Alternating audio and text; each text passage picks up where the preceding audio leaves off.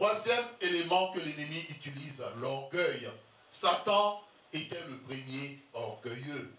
L'orgueil du chrétien l'amène à croire qu'il y a des situations qu'il peut résoudre et gérer sans recevoir des directives de la part de Dieu. Il met en avant son intelligence. Bien-aimés, nous savons que nous sommes dans un monde où certains chefs d'État, même lorsqu'ils veulent prendre des décisions, ils consultent des voyantes. À plus forte raison, toi qui es un enfant de Dieu, il est vrai, Dieu t'a donné la sagesse, l'intelligence. Mais Dieu te demande aussi de lui soumettre les choses. La Bible dit, recommande à l'Éternel. Recommande-lui. Recommande-lui ton sort. Recommande-lui la situation. As-tu un problème matrimonial? Recommande cela à Dieu. As-tu un problème financier? Recommande cela à Dieu. Ou bien Dieu est-il impuissant? Non. La Bible dit qu'il est tout puissant.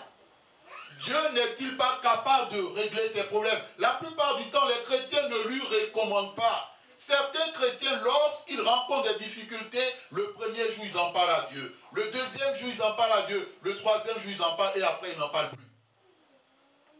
Mais continue à parler à Dieu. Continue à poser le problème à Dieu jusqu'à ce que tu obtiennes une réponse. Amen. Dieu dit, invoque-moi et je te répondrai. Il peut te répondre directement ou par personne interposée. Jésus nous a donné la parabole de ce juge inique et de cette veuve.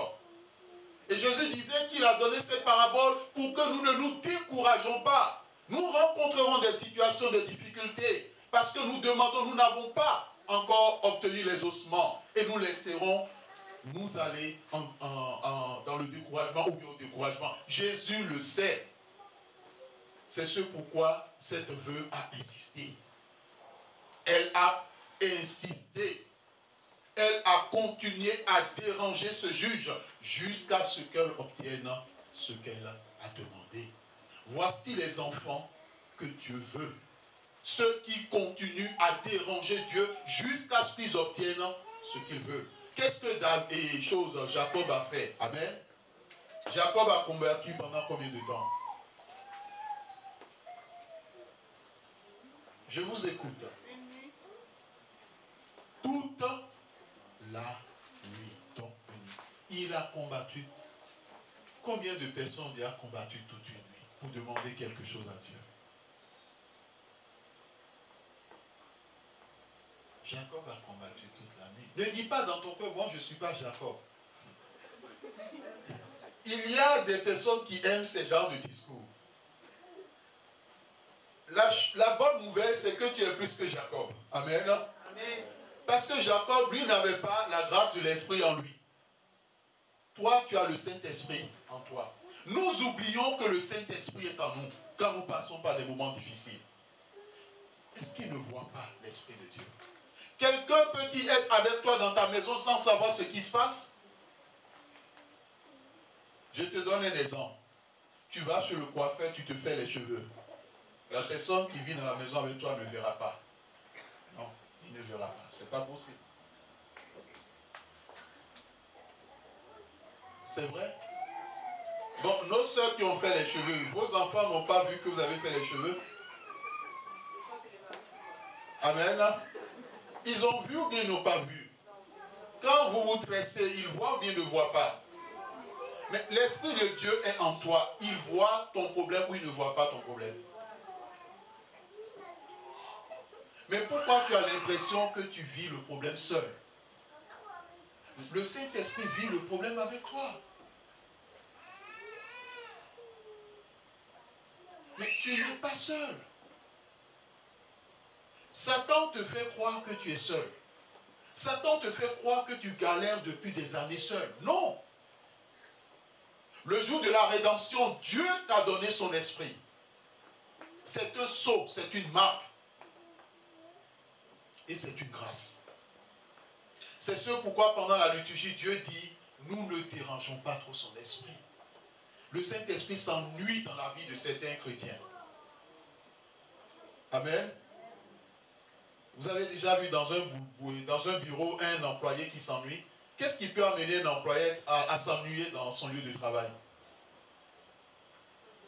Je vous écoute. Qu'est-ce qui peut amener un employé à s'ennuyer dans son lieu de travail? Il n'a rien à faire. Quelqu'un d'autre? Heureusement que le Saint-Esprit lui s'intéresse à nous. Oui, ça ne l'intéresse pas. Quelqu'un d'autre? On ne lui donne pas du travail. Et vous savez, il y a des employés pareils qui existent. Hein. Ils aiment ça.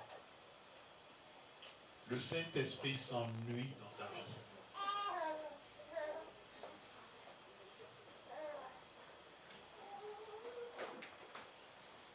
La Bible dit dans le livre de Proverbes chapitre 16, les projets que forme l'homme vient d'où?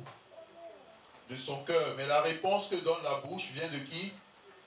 Vient de l'Éternel. Apprends à te confier ton sort et ta situation à l'Éternel. Nous allons finir avec le troisième élément que l'ennemi, le quatrième plutôt, je pense que j'ai déjà cité 1, 2, 3, 4, le cinquième après l'orgueil, l'âme du bail. L'âme du bail. Bien-aimé, il arrive des fois où le chrétien signe, lorsqu'il entre dans un appartement ou dans une maison, il signe un bail avec, je ne vais pas utiliser le mot bailleur, mais avec celui à qui appartient le bien. Il y a certaines personnes, c'est le jour où ils sont entrés dans leur maison que leurs problèmes ont commencé. Parce qu'ils ont signé le bail avec quelqu'un dont le fondement spirituel n'est pas de Dieu. Et ces personnes n'ont pas aussi pris la peine, lorsqu'ils sont entrés dans cette maison, bien avant d'y entrer, de pouvoir sanctifier la maison et de la consacrer à Dieu. Sachons une chose, il y a des personnes avec qui nous signons un contrat de location qui sont des agents des ténèbres. Et il est très important, quel que soit le contrat que tu signes, avec qui que ce soit pour emménager dans un endroit, il est très important que tu demandes à Dieu de racheter ce bail. C'est essentiel. Il y avait un frère en Christ, il avait son entreprise. Il a emménagé dans un endroit X. Avant qu'il entre dans cet endroit, tout allait bien. Mais le jour où il a mis pied dans ce lieu, les problèmes ont commencé dans sa boîte. L'entreprise, après des mois, a coulé. Ses voitures ont commencé à avoir des difficultés. Or, le lieu où il habitait, dans ce lieu, il y avait un puits. Comme Dieu aime ses enfants ce jour-là, en puisant dans cette eau, le seau a remonté un objet et sur cet objet était marqué le nom de tous les locataires du lieu.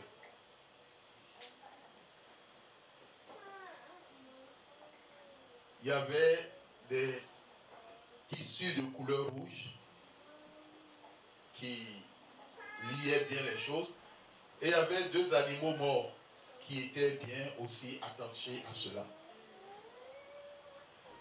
Mon frère, ma soeur, il y a certaines personnes, je suis sûr que l'Éternel aime la personne. Il y a une soeur qui est là cet après-midi, le lieu où elle réside.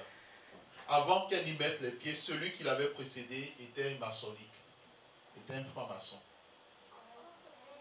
Quand on dit franc-maçon, on dit pratique occulte, on dit pratique des ténèbres. Dieu ne dit pas nécessairement à la personne de partir de là. Mais la personne doit comprendre ceci. Quand on entre dans un lieu, il faut que le lieu soit sanctifié. Si le lieu n'est pas sanctifié, la personne ne pourra jamais être en paix. La personne ne peut pas connaître des victoires dans sa vie. Elle peut passer des années à prier dans ce lieu, même à jeûner. Elle aura l'impression que les choses bougent à l'allure d'une tortue. Vous savez comment la tortue avance? Quelqu'un a déjà vu une tortue avancer? Qui a déjà vu une tortue dans sa vie? Ah, non pas, hey, il y a des gens qui n'ont jamais vu de tortue. À la télé, ils ont vu à la télé, mais je parle en réalité. On ne parle pas de la télé. Qui a déjà vu une tortue avancer? Ah, heureusement qu'il y a la fable du lièvre et de la tortue. À l'école, on a vu ça. Qui est rapide entre le lièvre et la tortue? Je ne parle pas de la fable, hein, de la réalité. La fable, c'est pour nous tromper quelque part. Mais en réalité, la tortue ne peut pas dépasser le lièvre. La tortue avance tout doux. Et la vie de certaines personnes, c'est ainsi. Les choses vont lentement, au lieu que les choses aillent avec puissance. Que le Seigneur bénisse sa parole dans nos cœurs. Amen.